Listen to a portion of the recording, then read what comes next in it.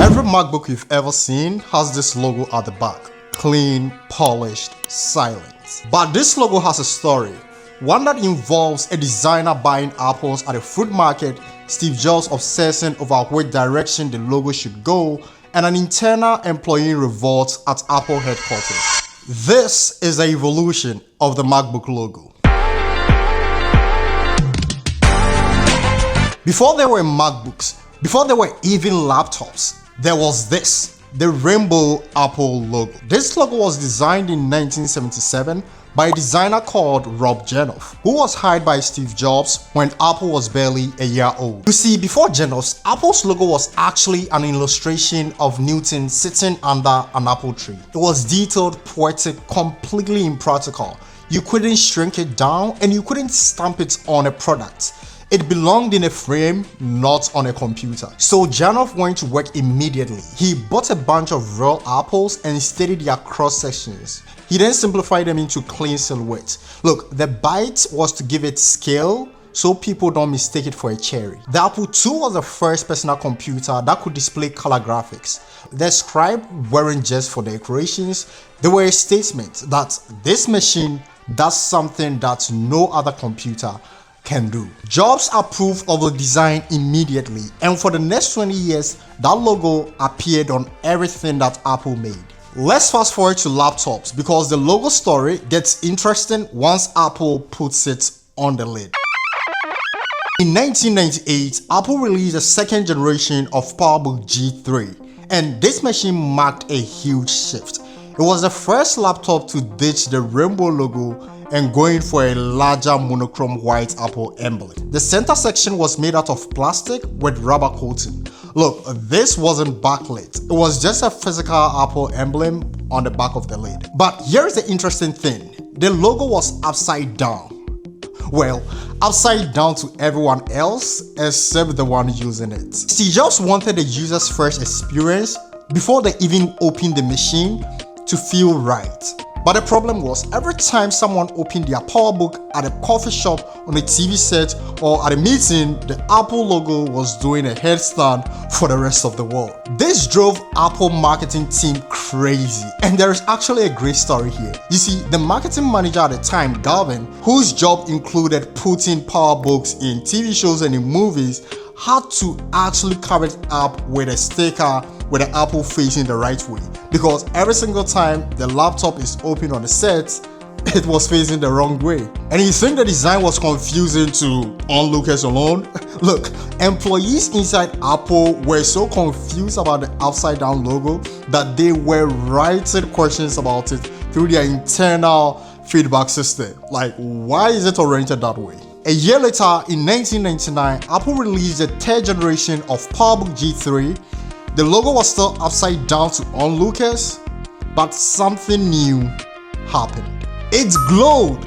This was the first Apple laptop with a backlit logo, and the way it worked was simply beautiful. Apple essentially cut a window into the back of the lid in the shape of their logo and baked it with a translucent material and let the display's own backlight shine through it. The same light illuminating your screen was illuminating the logo on the other side. Also, in 1999, Apple launched the iBook, a consumer laptop designed to be a portable version of the iMac.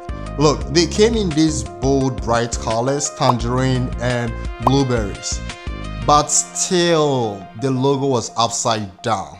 And this time as well, it wasn't backlit. That was so disappointing. Then in May 2001, Steve Jobs revealed a completely redesigned iBook. Gone were the candy colors. This was an all-white, glossy, almost pearly laptop. People called it the iBook because the casing was actually clear plastic with white painting applied inside, giving it the frosted look. And after what might have been a heated internal debate, Apple finally did it. They flipped the logo the right way. That was the first time the logo was flipped on the iBook. But that wasn't the first time Apple has flipped the logo on their laptops. The first flip came in January 2001 on the titanium PowerBook G4. You see, this machine was a revelation. At the Macworld 2001, Steve Jobs put it out and the audience lost it. It was 1 inch thick and 5.3 pounds heavy, made out of titanium. This was nothing like Apple or anyone else has ever made. While everything in Apple's lineup was wrapped in colorful plastic, this was a slab of cold, futuristic metal. This design became the Apple standard. It remained unchanged for the next 16 years. In 2006, Apple made a historic switch from PowerPC to Intel processors. So the PowerBook became the MacBook Pro and the iBook became the MacBook. The name we all know today finally arrived, but the logo remained unchanged. The same punched out design, the same backlit logo. Look, if you use the MacBook around this era, you know exactly how it looked like. Like that soft white glow in the dark lecture room or at the coffee shop. And in 2015, Apple released an ultra thin 12-inch MacBook. And for the first time since 1999, the logo didn't glow. Instead, the logo was laser etched into the aluminum and polished to a mirror finish. Clean, subtle, silent. The MacBook Pro followed in 2016 and the Air in 2018. So why did they kill the glow? Look, it wasn't just one reason. The pursuit for thinner display made it very hard for engineers to implement the backlit design. Also, there was just not enough room in the lid assembly. Some users also reported a faint sunlight passing through the logo onto the screen. It wasn't the pleasant experience. Also, there was the consistency argument. Look, the iPhone, the iPad, none of Apple products had a glowing logo. So it was time for Apple to finally bring the MacBook in line. But I think there is a simple truth underneath all of that. Look, in 1999, when the glowing logo first appeared, Apple was a company that was fighting for survival. Steve Jobs had just returned to the company and the company needed every bit of brand visibility that they could get.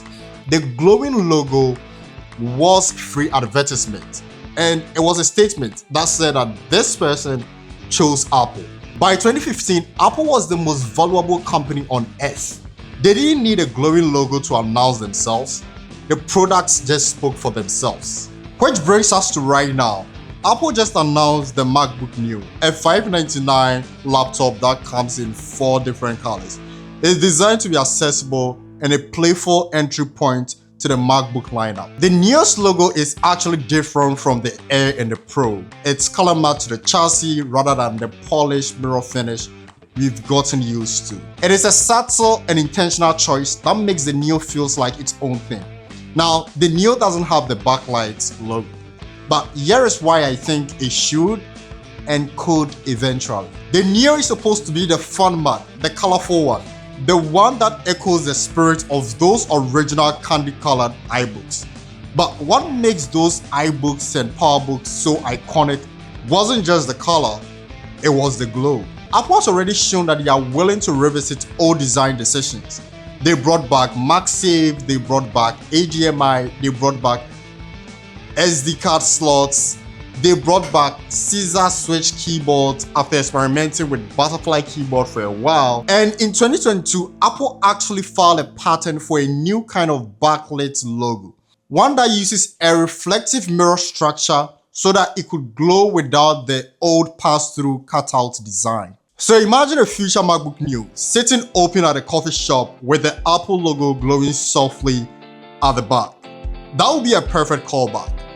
And not where Mac started while pushing forward to something new. Apple loves those kind of design poetry. And honestly, I think the Neo is where they'll try it first. So yeah, that is 28 years of evolution. From rainbow on a plastic computer to a mirror on a titanium slab.